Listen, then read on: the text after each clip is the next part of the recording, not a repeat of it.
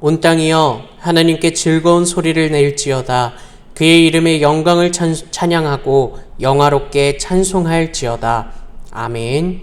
하나님은 영이시니 예배하는 자가 영과 진리로 예배할지니라. 아멘.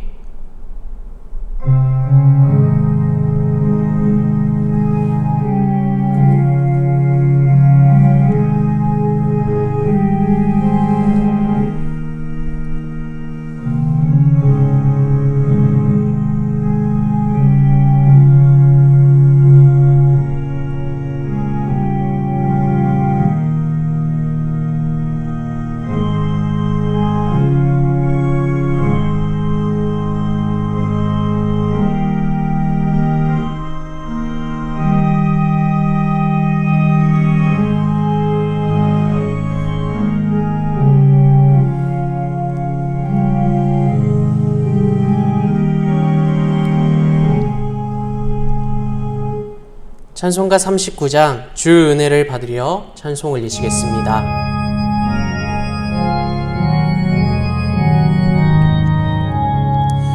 주 은혜를 받으려 모인 성도들 주 크신 뜻 깨닫게 하옵소서. 내 고통의 멍에를 다 벗게 되니 날 구속하신 이름 찬양하리. 주리를 곁에서 인도하시니 그 거룩한 나라가 이루어지네. 저마귀와 싸워서 늘 승리하니 그 영광 주께 돌려 찬양하리. 주리의 방패와 창검 되시니 나 승리의 주님을 따릅니다. 큰 환난을 당할 때 늘 도우시니 승천과 높이 불러 찬양하리. 아멘. 전능하사 천지를 만드신 하나님 아버지를 내가 믿사오며 그 외아들 우리 주 예수 그리스도를 믿사오니 이는 성령으로 잉태하사 동정녀 마리아에게 나시고 본디오 빌라도에게 고난을 받으사 십자가에 못 박혀 죽으시고 장사한 지 사흘 만에 죽은 자 가운데서 다시 살아나시며 하늘에 오르사 전능하신 하나님 우편에 앉아 계시다가 저리로서 산 자와 죽은 자를 심판하러 오시리라.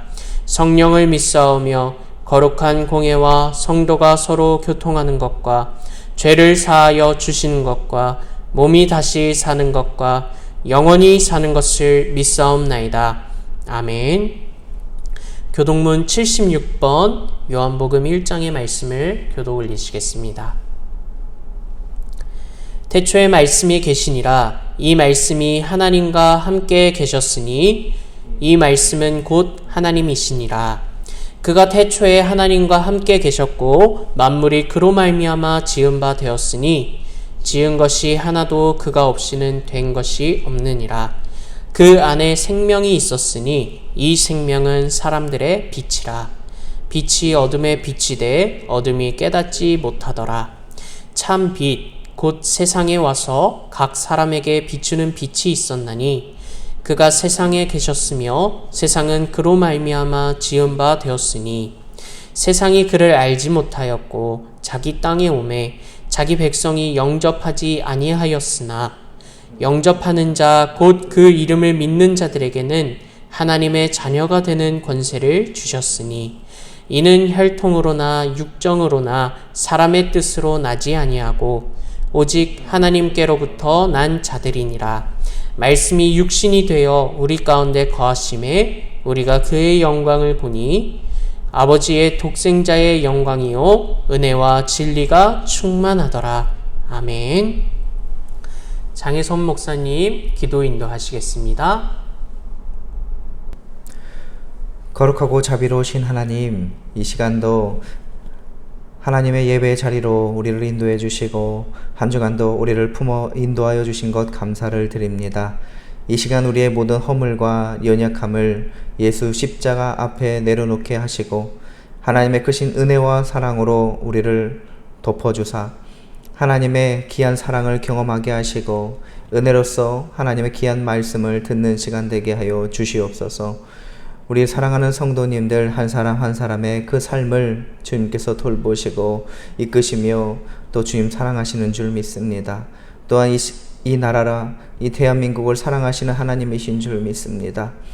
하나님, 우리 성도님들과 이 가정 또 나라와 민족을 긍휼히 여겨주셔서 선한 길로 하나님 나아갈 수 있도록 도와주시고 우리 성도님들에게 지혜와 명철을 주시고 또 나라의 위정자들에게 바른 길을 갈 수 있도록 하나님 깨닫게 하여 주시옵소서.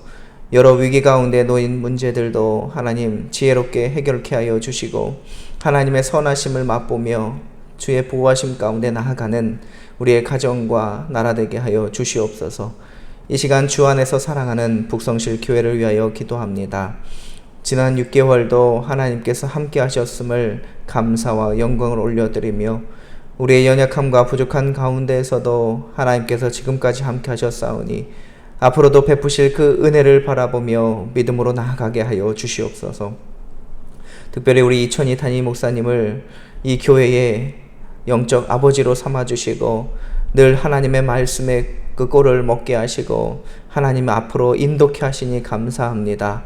우리 담임 목사님을 영육간에 강건하게 붙잡아 주시고 거룩하신 하나님의 교회를 지켜가기에 부족함이 없는 우리 목사님 되게 하여 주시옵소서.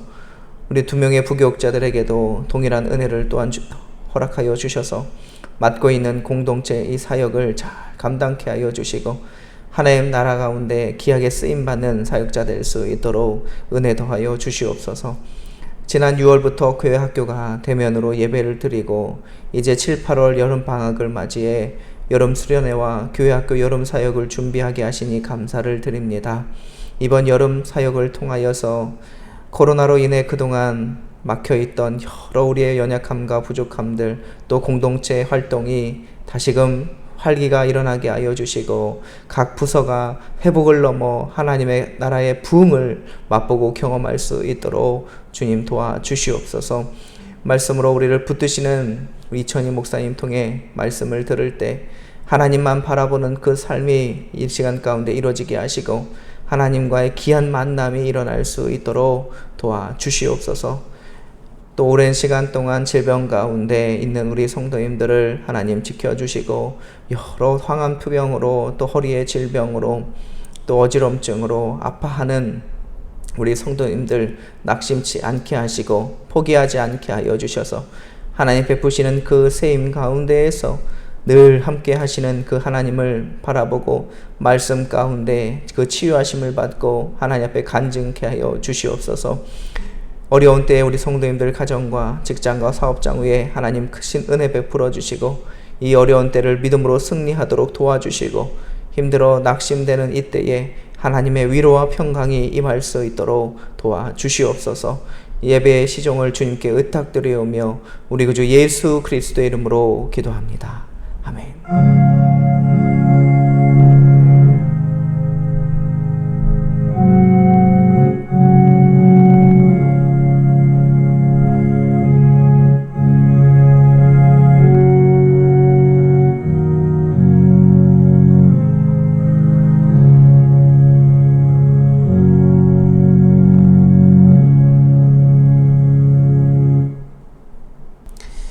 오늘 말씀은 시편 24편 1절에서 6절 말씀입니다. 구약 818면에 있습니다. 한 절씩 교독 올리시겠습니다.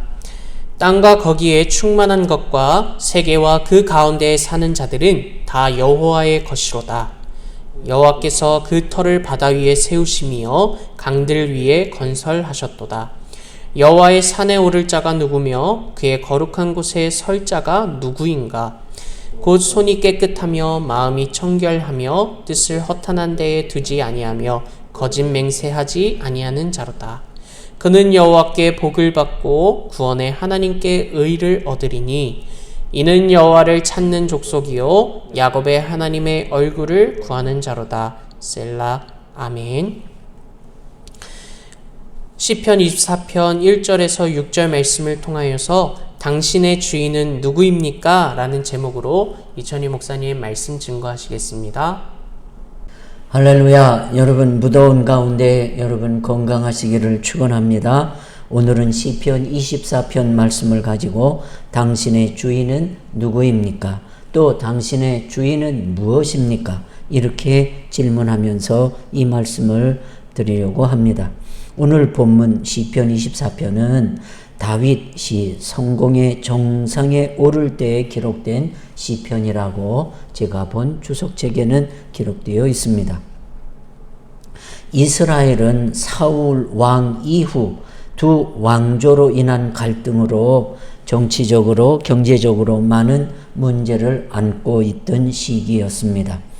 그래서 사무엘하 3장 1절에 사울의 집과 다윗의 집 사이에 전쟁이 오래매 다윗은 점점 강하여 가고 사울의 집은 점점 약하여 가니라 하셨습니다.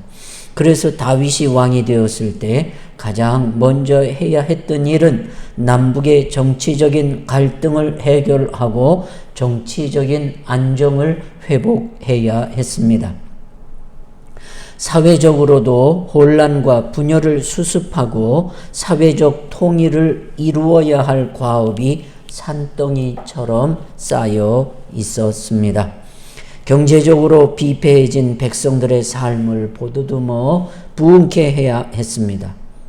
그런데 다윗은 왕이 되고 난 후 다윗이 한 일은 산적한 문제를 해결할 것이 아니라 예루살렘 진격을 명령합니다. 왜 다윗은 왕이 된 후 마땅히 해야 할 여러 시급한 문제들을 제쳐놓고 예루살렘 여부스 족속을 점령해야 했을까요? 여기에서 다윗 왕은 무엇을 인생의 목적으로 삼고 살아가는가에 대한 답을 알 수가 있습니다. 그 답을 이 다윗이 왕이 되자마자 정치적 그리고 경제적인 안정보다 지금 예루살렘의 성에 사는 여부스 족속들을 점령하기 위한 전쟁을 명령한 이유에 대한 이해가 가려면 예루살렘에 대한 이해가 필요하다 하겠습니다. 우리는 일반적으로 예루살렘이 이스라엘의 가장 중요한 도시이기 때문에 오래전부터 이스라엘의 땅이었을 것이라고 생각합니다. 그러나 사실 예루살렘은 다윗이 왕으로 등극하는 시점까지 이스라엘에 속한 땅이 아니었습니다. 이스라엘 내에 이방인 여부스 족속이 점령하고 있던 이방 땅이었습니다. 그러나 예루살렘 성이 견고하여서 그 성에 피한 사람들을 여호수아 시대 때 정복하지 못했습니다. 다윗이 이 명령을 하고 예루살렘을 정복하여 다윗성이라 이름하고 도읍을 정한 후 제일 먼저 계획한 일은 그의 왕궁을 건축하는 일이 아니라 여호와 하나님의 법궤를 다윗성으로 옮겨 예루살렘이 군사나 경제나 행정이 아니라 신앙의 중심지가 되기를 간절히 소원하고 있었습니다. 그래서 성경학자들은 사무엘하 6장 1절 말씀을 해석하면서 다윗이 그 예루살렘 진격을 명령하고 여부스 족속을 쫓아내고 예루살렘 성을 정복하고 난 다음에 그가 취한 일은 법궤를 모셔오는 일이었습니다. 다윗은 3만 명의 특수부대를 조직하여 여호와의 법궤를 가져오기 위해서 그들을 이끌고 유다의 바알에로 가서 여호와의 법궤를 다윗성으로 옮기는 작업을 하다가 그만 실패하고 말았습니다. 법궤를 새 수레에 얹어 아비나답의 집에서 가지고 나왔는데 아비나답의 아들인 우사와 아효가 그 수레를 몰아 나곤의 타작 마당에 이르렀을 때 갑자기 소들이 비틀거림으로 우사가 그 손으로 법궤를 붙들었습니다. 그런데 법궤를 운반할 때에는 그것을 완전히 싸서 채를 궤의 고리에 꿰어서 운반하라 하셨지 그 법궤에 손을 대면 안 된다고 하셨습니다. 법궤를 다룰 때에도 하나님이 원하시는 방법대로 하기를 원하셨지 인간 마음대로 하는 것 아니었습니다. 그런데 사무엘하 6장 7절에 여호와 하나님이 우사가 잘못함으로 말미암아 진노하사 그를 그곳에서 치시니 그가 거기 하나님의 궤 곁에서 죽었다고 말씀하고 있습니다. 하나님 내 방법대로 법궤를 모셔와 내 방법대로 예배를 드려줘. 내 방법대로 너희들이 살기를 원해. 그래서 우사가 자기 방법대로 물론 얼떨결에 했지만 하나님께서는 아주 엄중하게 우사를 심판하셨습니다. 그래서 이 우사가 죽는 바람에 깜짝 놀라고 겁이 질린 왕과 백성들은 이 법궤를 예루살렘으로 모시는 일이 중단되고 말았습니다. 그리고 그저 강제로 법궤를 가드 사람 오베데돔의 집으로 가져가게 되었습니다. 근데 이 오베데돔의 집에 이상한 소문이 막 돌기를 시작합니다. 아마 이 오베데돔이 법궤를 잘 모셔서 하나님이 기쁘셨던 것 같아요. 사무엘하 6장 11절 말씀을 보니 여호와의 궤가 가드 사람 오베데돔의 집에 석 달을 있었는데 여호와께서 오베데돔과 그의 온 집에 복을 주시니라 그랬습니다. 이 오베데돔이 석 달을 이 법궤를 이게 사실은 마지못해 이게 그냥 왕이 거기다 갖다 둬라 아마 그러셨을 거예요. 그래서 법궤를 모셨는데 아마 지극정성으로 오베데돔이 이 법궤를 잘 모셨던 것 같아요. 그랬더니 오베데돔과 그의 온 집에 복을 주셨다 하셨습니다.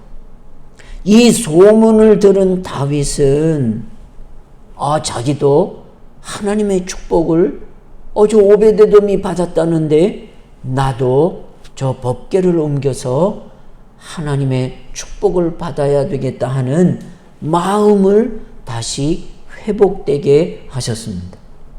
여러분, 우리가 누가 잘 되고 누가 은혜를 받고 누가 축복을 받고 누가 건짐을 받고 그런 소리를 듣게 하시는 이유가 어디 있습니까? 나도 그런 축복을 도전하고 또 내게 그런 마음이 식었던 것들이 다시 회복되고 살아나고 그 소원을 바라고 또 축복을 사모하는 마음 주시기를 원하심인 줄 믿으시길 축원합니다. 이 오베데돔의 집과 그의 온 집에 복을 내렸다는 이 소문이 막 번지면서 다윗은 오베데돔의 집에서 법궤를 옮겨 예루살렘으로 모시기로 재도전을 하여 성공하게 되었을 때 그 법궤가 예루살렘으로 막 들어올 때 이 다윗 왕이 자기가 제일 왕이 되자마자 하고 싶었던 그 일이 자기의 정치적인 베이직을 구축하고 자기가 좋은 신하들을 세워서 자기 왕궁을 짓기보다 하나님의 법궤를 모셔서 하나님 여기 예루살렘은 다윗의 도성이 아니라 하나님의 도성, 하나님이 머무시는 성을 만들고 싶었던 것입니다. 그래서 그 소원이 이루어지는 것을 보고 막 춤을 추며 감격하며 부른 시편이 바로 오늘 본문이라고 말합니다. 다윗은 이 본문 시편 24편에서 세 가지를 강조하고 하나님을 찬양하고 있습니다. 첫째, 하나님은 모든 만물의 주인이시다라는 것을 선포하고 있습니다. 1절과 2절 말씀 보니 땅과 거기에 충만한 것과 세계와 그 가운데에 사는 자들은 다 여호와의 것이로다. 여호와께서 그 터를 바다 위에 세우시며 강들 위에 건설하셨도다. 누가 터를 세우고 누가 바다 위에 세우시고 누가 강들을 건설하셨습니까? 또 땅에 충만하고 세계와 그 가운데 사는 자들은 다 하나님의 것이라. 사는 자들은 생물체는 다 하나님이 만드셨다 하시지 않았습니까? 지금 예루살렘을 여부수 족속이 차지하고 있어서 그것은 원래 하나님의 것이라는 것입니다. 창조주이신 우리 하나님이 이 세상의 모든 것의 원주인이라는 것을 선언하는 말씀입니다.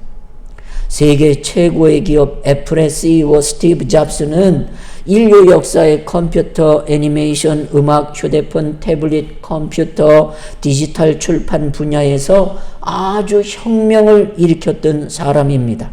특별히 융합이라는 것, 새로운 것이 아니라 있는 것들을 잘 융합해서 아주 혁명을 일으킨 것 사실입니다.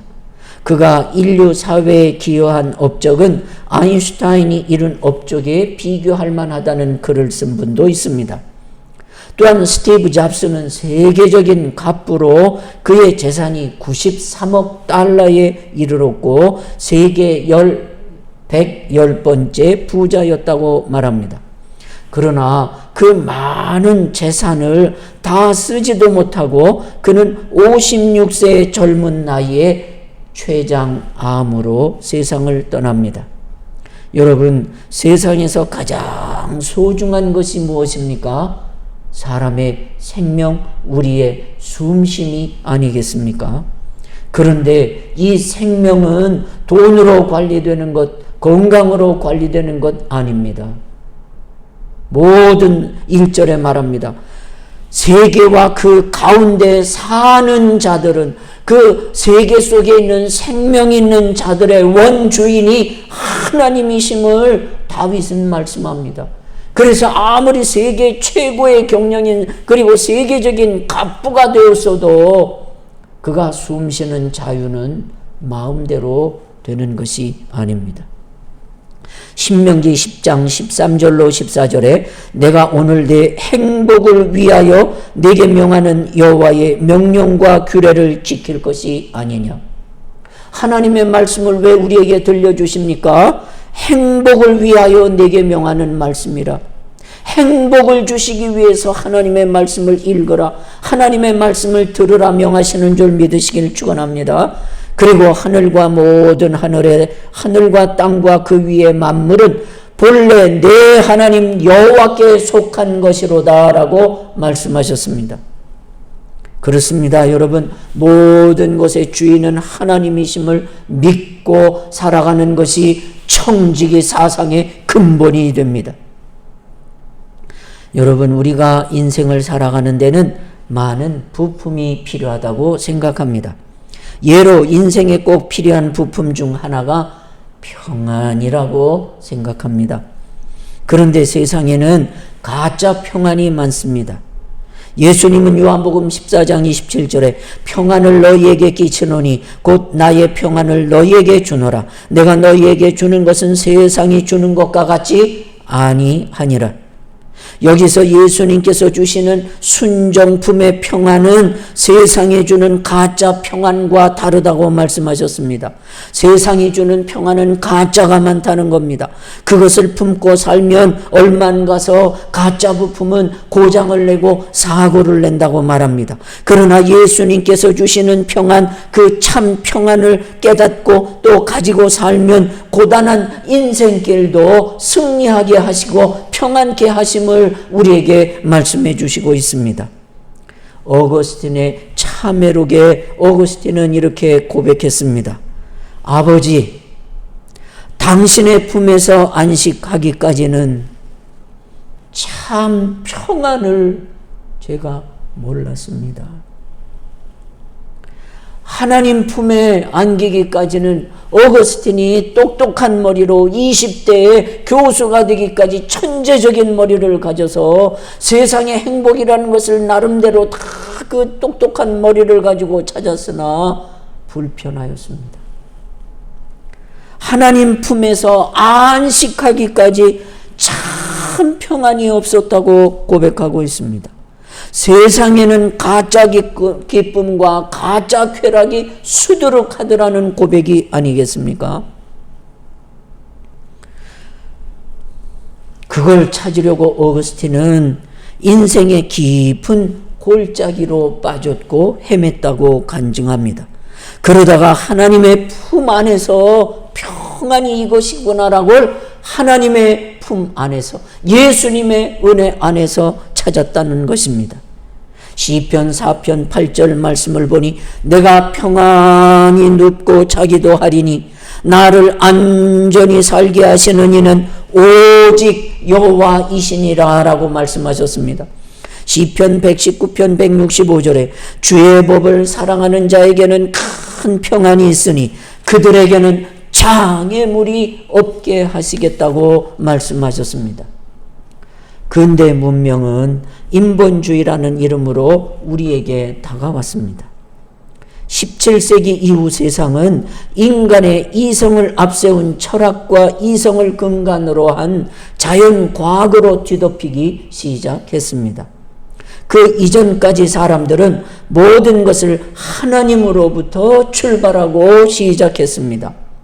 태어나면 예배당에 가서 유아 세례를 받았고 결혼하고 나서 살다가 인생의 끝 장례식도 예배당에서 했습니다. 그들은 하나님이 세상을 창조하셨고 나도 하나님으로부터 나왔다는 대전제로부터 인생을 시작했습니다.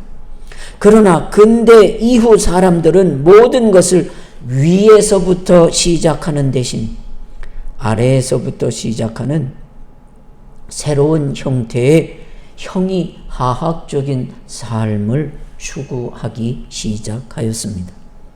그래서 철학자 데카르트는 나는 생각한다, 그러므로 나는 존재한다라고 하면서 자기 자신을 모든 것의 출발점으로 삼았습니다. 그렇게 되자 세상의 출발점이 하나님이 아니라 사람이 되었습니다. 근대 문명은 각 영역에서 하나님을 부정하기 시작했습니다. 하나님이 없어도 얼마든지 평안을 얻을 수 있고 낙원을 파라다이스를 건설할 수 있다고 믿었습니다. 18세기와 19세기 과학이 발전되자 이런 꿈은 금방 실현될 것처럼 보였습니다. 그러나 20세기에 들어와서 인류는 큰 좌절을 경험했습니다. 세계 제1차 대전이 발발하자 인류는 그 믿었던 철학과 과학이 아무런 도움이 못 된다는 것을 그 전쟁의 피비린내 나는 아픔을 통해서 깨닫게 되었습니다. 낙원은커녕 오히려 그 과학의 힘으로 만든 무기가 수백만 명을 학살하는 것을 보게 되었고, 그렇게 위대하게 보였던 인간의 철학은 인간이 가진 잔인함과 폭력성을 막을 수 없다는 것을 알고 인류는 좌절하게 되었습니다. 더 이상 과학과 철학에서 희망을 발견할 수 없음을 깨닫게 되었습니다. 그때 사람들은 다시 하나님께로 돌아오기 시작했습니다. 여러분, 근대 문명에 기초하여 우리나라도 과학과 경제가 발전하고 있지만 오늘에 와서 과연 사람들은 더 평안한 인생을 살고 있습니까? 더 행복해졌다고 여러분 믿습니까? 우리나라 자살률이 높은 나라가 되었습니다. 이혼율이 높은 나라가 되었습니다. 하나님이 없는 문명이 가져다 주는 것은 일부의 편리함뿐 결코 근원적 구원과 행복은 못 되고 있습니다. 부분적인 것은 행복하지만 전체적인 것은 여러분 불행한 것이 더 많은 것이 우리의 모습은 아닐까요? 그래서 예레미야는 이렇게 말씀하십니다. 예레미야 17장 5절 6절로 여호와께서 이같이 말씀하시느니라. 무릇 사람을 믿으며 육신으로 그의 힘을 삼고 마음이 여호와에게서 떠난 그 사람은 저주를 받을 것이라. 그는 사막의 떨기나무 같아서 종일 좋은 것을 오는 것을 보지 못하고 광야 간주한 곳 건건한 땅 사람이 살지 못하는 땅에 살게 되리라 말씀하셨습니다.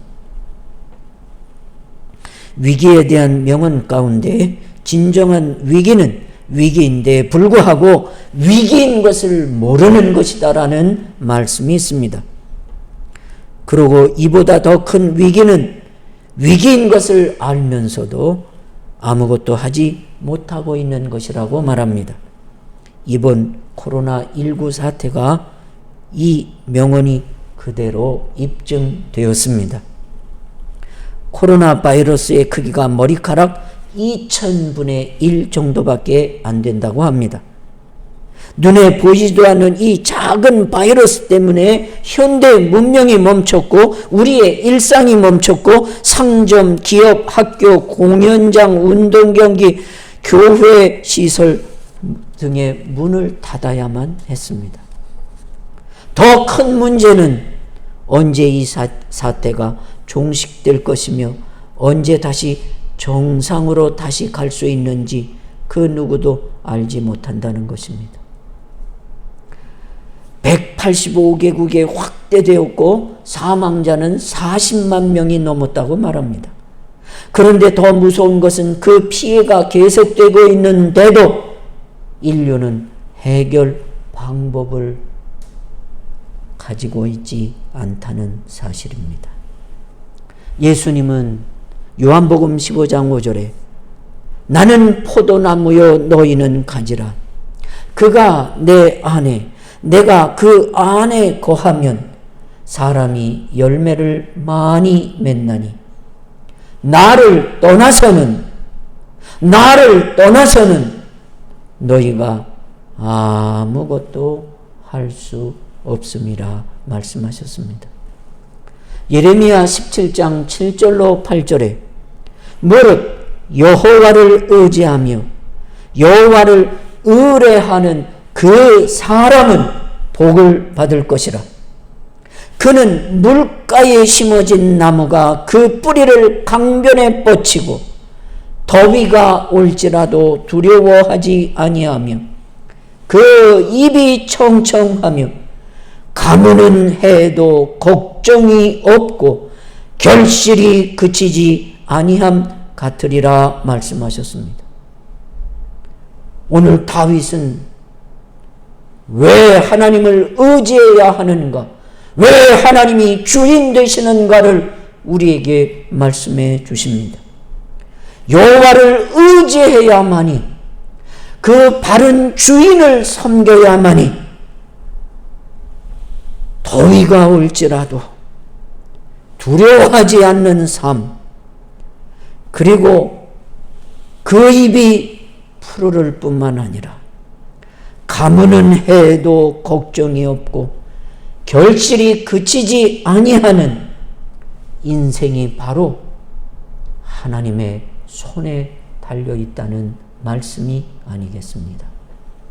그래서 솔로몬은 사람이 먹고 마시며 즐거워하며 낙을 누리는 것이 여호와의 손에서 나오시는 도다라고 간증하지 않았습니까? 여러분, 이 기쁨의 손을 외면하시겠습니까? 이 기쁨의 손을 여러분 등 돌리시겠습니까? 그렇다면 당신은 그 땅이 바로 고난의 땅, 건조한 땅, 그리고 사람이 살지 않을 뿐만 아니라 좋은 일을 오는 것을 소망 삼지 못하는 그런 길로 가기에 오라 오라 방황치 말고 내게로 오라. 돈 없는 자도 오라. 값없이 내가 주는 은혜와 축복을 마시라고 오늘도 우리를 부르시고 주님 뜻대로 살게 하셔서 여러분을 넉넉히 이기게 하시는 하나님의 영광을 나타내시기를 원하셔서 우리를 이곳으로 죄인들을 부르셔서 하나님의 자녀 삼아주셨음을 잊지 않고 주님께 충성하고 여호와께 헌신하는 믿음이 다 될 수 있기를 예수님의 이름으로 간절히 소원합니다. 기도 올리겠습니다. 하나님, 주인이 무엇이고 주인이 누구인지를 오늘 다윗의 간증을 통하여 내게 전하여 주었사오니 사람이 먹고 마시며 즐거운 삶의 원천이 하나님께 있음을 우리로 하여금 잊지 않게 하셔서 그 주인 앞에 사랑받는 믿음의 사람들로 축복하여 주시옵소서. 예수님의 이름으로 기도 올렸습니다. 아멘. 감사합니다. 교회 앞에 소식 전하겠습니다. 지난주에 맥주 감사 헌금으로 드린 그 헌금 전액을 선교사님들과 그리고 승기 어린이를 돕게 될 수 있게 되어서 감사드리고 또 우리 주일학교 학생들의 믿음의 회복이 조금씩 주어지게 하시고 또 아이들이 또 이렇게 많이 나올 수 있게 해주셔서 감사드리고 가정에서도 더 많이 후원하시고 기도해 주시고 우리 교회에서도 더 열심을 낼 수 있기를 바랍니다. 중보기도는 유초등부 야외 행사가 준비하고 있는데 안전하게 돌아오도록 또 중고등부 수련회를 참여하여서 참여한 친구들이 많이 갈 뿐만 아니라 은혜를 많이 받고 올 수 있도록 기도해 주시고 또 화요 기도회와 다락방 기도, 새벽 기도회에 많이 나오셔서 기도해 주시기를 부탁드립니다. 질병과 또 여러 가지 가정의 어려운 일들로 힘들어하는 성도들 하나님께서 응답해 주셔서 해결도 되어지고 치료도 되어지고 또 감사케 하시는 은혜가 있도록 여러분 항상 함께 기도해 주시기를 부탁드립니다. 우리 중고등부 수련회는 25일부터 27일 2박 3일 동안 문산에 있는 세영교회에서 수련회를 가질 계획입니다.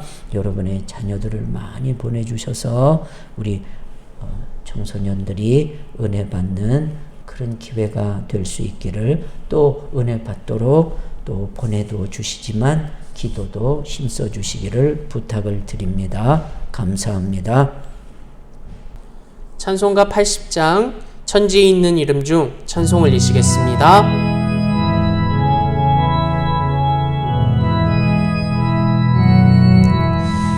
천지에 있는 이름 중 귀하고 높은 이름 주 나시기 전 지으신 구주의 이름 예수 주 앞에 내가 엎드려 그 이름 찬송함은 내 귀에 들린 말씀 중 귀하신 이름 예수 주 십자가에 달릴 때 명패에 쓰인 대로 저 유대인의 왕이요 곧 우리 왕이시라 주 앞에 내가 엎드려 그 이름 찬송함은 내 귀에 들린 말씀 중 귀하신 이름 예수 지금도 살아 계셔서 언제나 하시는 일 나 같은 죄인 부르사 참 소망 주시도다. 주 옆에 내가 엎드려 그 이름 찬송함은 내 귀에 들린 말씀 중 귀하신 이름 예수. 주 예수께서 영원히 어제나 오늘이나 그 이름으로 우리에게 참 복을 내리신다. 주 앞에 내가 엎드려 그 이름 찬송함은 내 귀에 들린 말씀 중 귀하신 이름 예수. 아멘.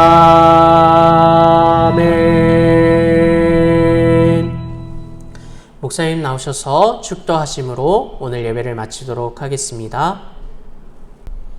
이제 드린 예물 위에 축복합니다. 하나님 아버지, 무더운 하나님 정말 장마 기간에 건강하게 하시고 또 오늘도 이렇게 아버지 하나님 무더위 속에 하나님 앞에 나와 내가 하나님의 자녀요 모든 만물의 주인의 하나님 되시는 하나님 그 나라 백성 삼아 주신 것을 감사하며 하나님 앞에 예물과 믿음과 그리고 감사의 마음을 담아 올리오니 하나님 중심도 보시고 예물의 무게도 보시고 하나님 마음의 향기도 읽으셔서 하나님 정말 주님 주시는 사랑이 이 어려움 가운데도 넘치게 하사 하나님 범사에 감사하는 삶을 실천하게 하여 주시옵소서. 지금은 살아계셔서 우리 가운데 일하시고 역사하시는 하나님 아버지의 은혜로운 역사와 우리를 위하여 십자가에서 피를 흘려 하나님의 자녀가 되는 길을 열어주신 우리 구주 예수 그리스도의 은혜와 이를 깨닫게 하셔서 감동받게 하시고 은혜 가운데 머물게 하시는 성령 하나님의 감동 감화 교통하심이 사랑하는 권석들과 자녀 위에 이제로 영원토록 함께 하실지어다. 아멘.